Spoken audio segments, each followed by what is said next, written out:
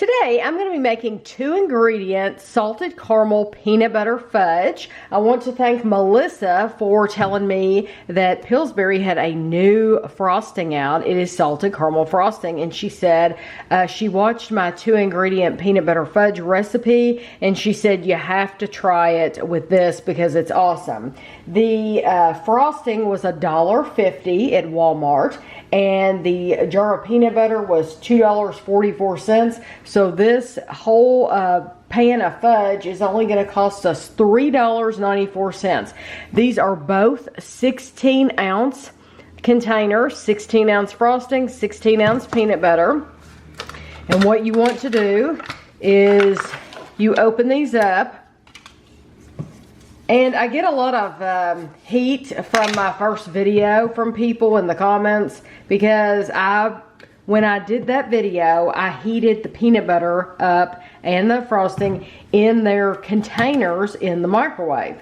And people said, you shouldn't do that, you shouldn't heat plastic. Well, I just did that for that one video. After that, I always use glass bowls. Now I know that I need to make it just like I do for myself and not use the containers. I was trying to save people a step. So, you need a pan. This is a 9x9-inch pan. This is parchment paper. I highly, highly, highly recommend using parchment paper because you will be able to lift this whole thing up out of here at the end. I'll show you and cut it and it'll look beautiful. Use clothespins, use chip clips, use whatever you have to hold it on there. But you want to dump your entire container. Don't put them in the same bowl. We have tried to do that. People say, can you put the peanut butter and the frosting in the exact same bowl and heat them up at the same time? It really does not turn out right that way. It's not as good. It's better to microwave them separately and then combine them together.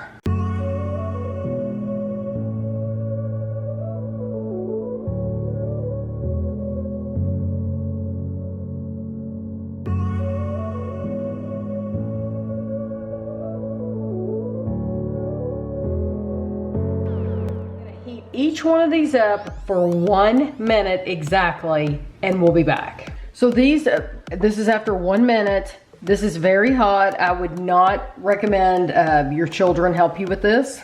Just pour one right into the other.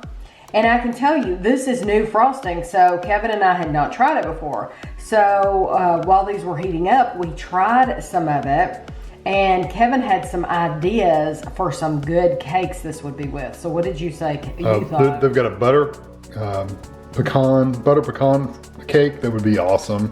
I'm wondering what it would taste like with like a lemon cake or a strawberry or something like that. You know, it's things you don't necessarily typically put with salted caramel, but I wonder what they'd be like. And I told Kevin, I think the cake that you buy to make a German chocolate, I think it would be good on that. It is excellent. It's very good, very sweet. Caramel. Yes. You could just dunk Ritz crackers in it. Oh, yeah. What did we do? We did peanut butter between 2 Ritz crackers.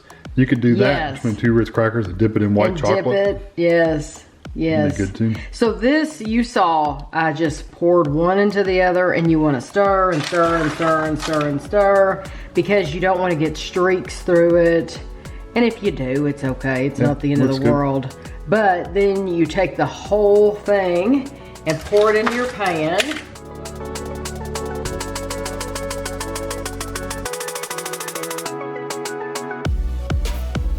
Just kind of level it out. And then I like to put it in the refrigerator, and it usually takes a couple of hours. I will time it, and I will let you know how long I left mine when we come back. Okay, I had this in the refrigerator for 1 hour and 44 minutes. It may have firmed up quicker than that, but that's just when I checked on it. So, like I said, this is why I love parchment paper. Pick the whole thing up and move it. And now your pan is clean. You don't have to wash your pan. We like not washing pans. Yes. So if you use a 9x9-inch pan like I did, It's a little bit thinner than like if you had an 8x8, but just know if you do use an 8x8, it may take longer for it to firm up. And so you just want to cut it in however many pieces you want. And I like my fudge cold. It can be room temperature, that's fine, but I think it's really good cold. So what I recommend you do is put this in an airtight container, and I would store it in the refrigerator. But that's just me. The smell is incredible. It smells absolutely wonderful.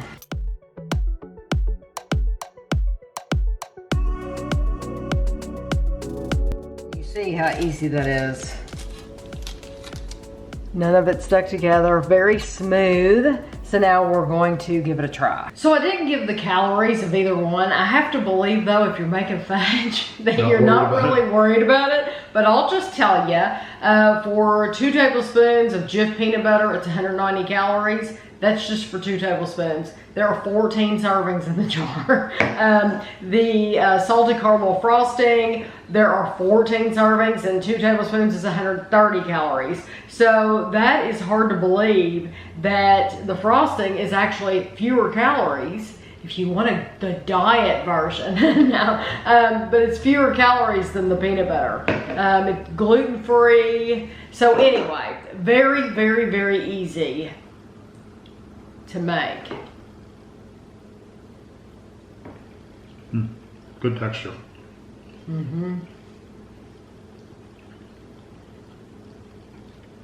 I really like that flavor.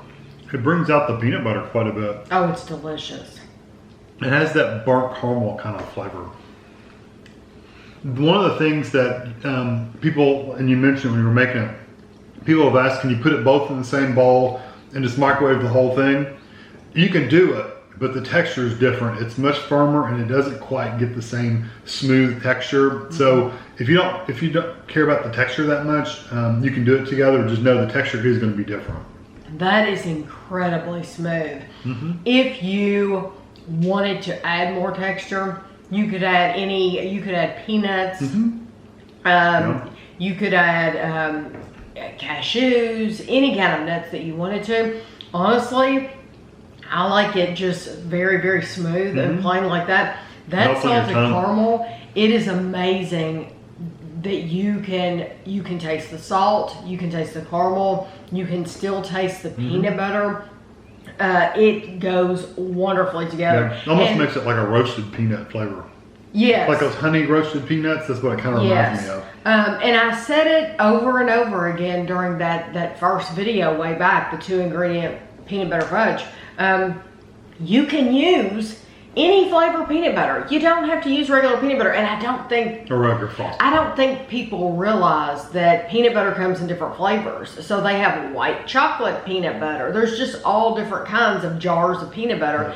That there's a company called Peanut Butter and Company, and they have all kinds of different flavors. So you can get a same size jar and just use all different flavors, and you can use any kind of frosting you want. If you want to make strawberry and peanut butter, lemon and peanut butter, I mean, there's all kinds. Then you can do it. So this recipe is limitless, really. I mean, there's just all kinds of possibilities. But thank you so much to Melissa for pointing this out to me. I had no idea that... It says it's new too. Yes, that's what I'm saying. It's new. I had no idea. They all look the same, the frostings, and so nothing really stands out when you're going down that aisle. So I would not have noticed that they had a new frosting out. So this is absolutely terrific though. Very, very good. So if you give it a try, super easy, please comment. Yes, please comment and let me know how you liked it. And thanks for watching.